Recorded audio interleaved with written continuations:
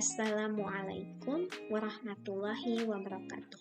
Perkenalkan, nama saya Indah Cahyani dari Fakultas Agama Islam, dari Prodi Pendidikan Agama Islam, dan saya dari kelas 3B. Saya di sini akan menjelaskan atau menyampaikan materi tentang strategi pembelajaran kolaboratif. Jadi, pembelajaran kolaboratif ini adalah pendekatan baru dalam teori-teori belajar di mana siswa bekerja sama dalam kelompok-kelompok kecil untuk mencapai tujuan bersama. Dalam konteks ini, dalam strategi ini siswa bekerja sama menyelesaikan masalah bersama, bukan hanya memecahkan bagian-bagian terpisah dari masalah tersebut secara individual. Selama berkolaborasi, siswa bersama-sama membangun pemahaman dan konsep yang diperlukan untuk menyelesaikan tugas atau masalah tersebut. Jadi, pembelajaran kolaboratif itu adalah proses di mana dua orang atau lebih belajar bersama-sama. Dalam konteks ini,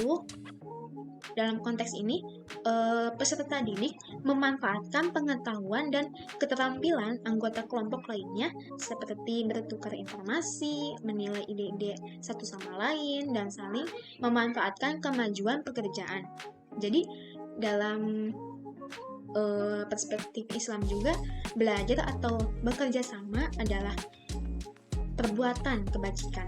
Dalam hal ini terkait dengan tolong-menolong dalam kebaikan. Hal ini juga dapat dilihat pada surat Al-Maidah ayat 2 yang artinya, hai orang-orang yang beriman, janganlah kamu melanggar syiar-syiar Allah dan jangan melanggar kehormatan bulan-bulan haram, jangan mengganggu binatang-binatang hadiah dan binatang-binatang qalaid, dan jangan pula mengganggu orang-orang yang mengunjungi Baitullah sedang mereka mencari karunia dan keridhaan dari Tuhannya, dan apabila kamu telah menyelesaikan ibadah haji, maka bolehlah berburu, dan janganlah sekali-sekali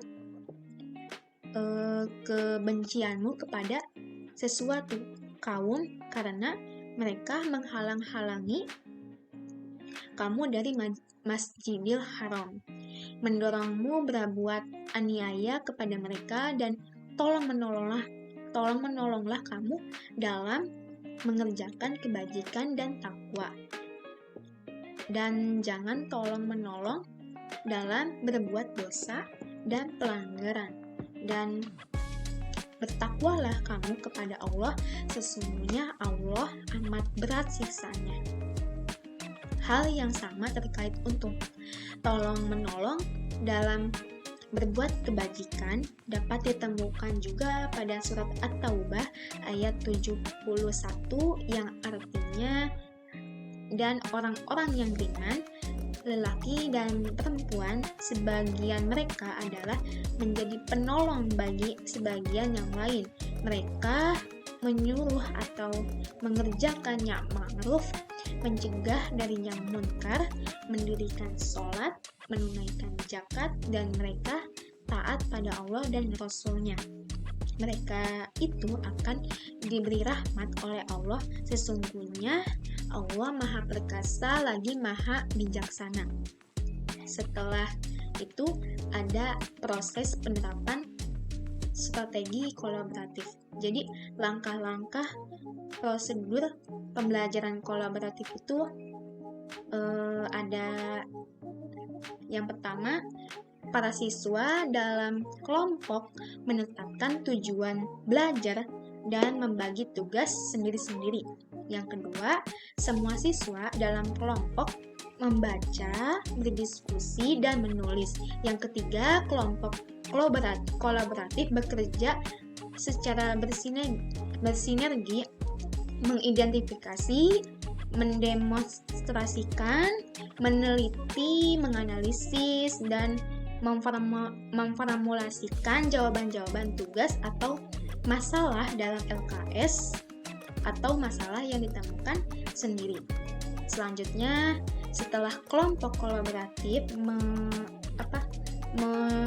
menyepakati hasil pemecahan masalah, masing-masing siswa menulis laporan sendiri-sendiri secara lengkap. Selanjutnya juga ada guru menunjuk salah satu kelompok secara acak.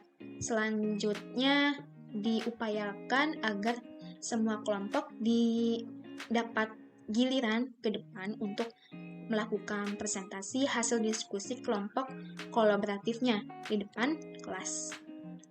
Siswa pada kelompok lain mengamati, mencermati, membandingkan hasil presentasi tersebut dan menanggapi. Kegiatan ini dilakukan selama lebih kurang 20-30 menit. Selanjutnya juga ada masing-masing siswa dalam kelompok kolaboratif. Jadi melakukan elaborasi informasi, inferensi, dan revisi. Bila diperhatikan terhadap laporan yang akan dikumpulkan. Jadi selanjutnya juga ada laporan masing-masing siswa terhadap tugas-tugas yang telah dikumpulkan disusun per kelompok kolaboratif. Yang terakhir, laporan siswa dikoreksi, dikomentari, dinilai, dikembalikan pada pertemuan berikutnya dan didiskusikan gitu.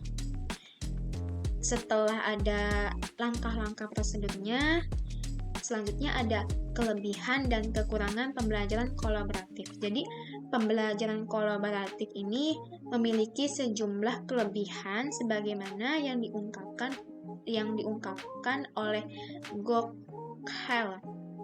Yang pertama, membantu pemahaman.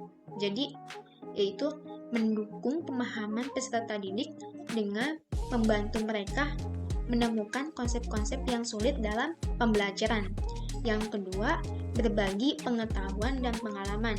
Jadi, yaitu memberikan kesempatan bagi peserta didik untuk berbagi pengetahuan dan pengalaman mereka dengan anggota kelompok lainnya. Yang ketiga, umpan balik yang bermanfaat. Jadi, membantu peserta didik dalam menerima umpan balik yang bermanfaat untuk pengembangan mereka dalam proses belajar. Yang keempat, merangsang berpikir kritis. Jadi, yaitu merangsang pemikiran kritis peserta didik dengan memungkinkan mereka untuk berdiskusi dan berdebat. Yang kelima, perspektif baru. Jadi, memberikan peserta didik perspektif baru yang dapat memperkaya pemahaman mereka. Yang keenam itu memberikan suasana yang nyaman. Jadi, menciptakan suasana yang nyaman dalam pembelajaran membuat pemecahan masalah menjadi lebih mudah. Yang ketujuh, pembelajaran yang menyenangkan, yaitu membuat pembelajaran menjadi menyenangkan bagi peserta didik. Yang kedelapan, tanggung jawab yang lebih besar, yaitu meningkatkan rasa tanggung jawab peserta didik terhadap diri sendiri dan kelompoknya. Dan yang kesembilan, membuat teman baru, yaitu memberikan kesempatan bagi peserta didik untuk berkenalan dan berinteraksi dengan teman-teman barunya. Meskipun memiliki kelebihan, pembelajaran kolaboratif juga memiliki beberapa kelemahan. Yang pertama, memerlukan pengawasan guru. Jadi, bergantung pada pengawasan guru untuk memastikan kelancaran pelaksanaan pembelajaran kolaboratif. Yang kedua, memerlukan waktu lama. Pelaksanaan pembelajaran kolaboratif itu bisa memakan waktu yang lama dibandingkan dengan metode pembelajaran lainnya gitu. Yang ketiga, potensi percontohan, yaitu ada risiko peserta didik menyalin hasil pekerjaan orang lain tanpa pemahaman yang mendalam gitu. Yang keempat, kehadiran peserta didik yang kurang aktif. Jadi beberapa peserta didik mungkin ada yang kurang aktif dalam pembelajaran kolaboratif itu. Jadi dalam rangka mencapai hasil optimal, penting bagi guru untuk memahami dan mengatasi tantangan serta potensi dalam pembelajaran kolaboratif. Setelah ada kelebihan dan kelemahan pembelajaran kolaboratif, juga ada hambatan dalam penerapan strategi pembelajaran kolaboratif. Jadi, penerapan strategi pembelajaran kolaboratif menghadapi sejumlah hambatan, mungkin banyak juga gitu ya. Di antaranya juga ada penyesuaian tingkat kesulitan. Jadi, menentukan masalah yang sesuai dengan tingkat berpikir siswa.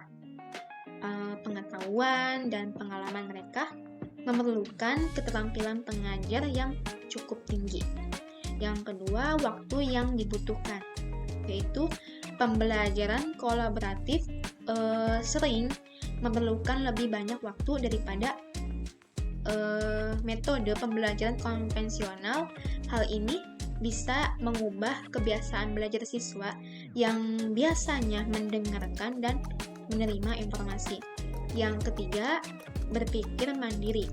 Pembelajaran kolaboratif mendorong siswa untuk aktif berpikir dan memecahkan masalah sendiri atau bersama kelompoknya. Jadi ini bisa menjadi tantangan terutama jika siswa yang terbiasa dengan metode pasif. Yang keempat, sumber belajar. Jadi terkadang diperlukan juga berbagai sumber belajar yang bisa menjadi kendala bagi siswa gitu. Meskipun ada ruang untuk perbaikan dalam implementasi metode ini, strategi ini telah menunjukkan potensi dalam meningkatkan pola berpikir kritis matematis peserta didik. Oleh karena itu, pengembangan lebih lanjut termasuk perubahan struktur kelas, kolaborasi, interaksi, serta partisipasi peserta didik. Sekian dari saya, kurang lebihnya saya mohon maaf. Semoga video ini bermanfaat dan semoga strategi pembelajaran kolaboratif juga bisa diterapkan di sekolah-sekolah yang lebih banyak lagi gitu. Semoga dengan menerapkan strategi pembelajaran kolaboratif juga siswa-siswa dapat aktif gitu dalam kelompoknya untuk berkolaborasi di kelompoknya juga. Terima kasih dari saya. Wassalamualaikum warahmatullahi wabarakatuh.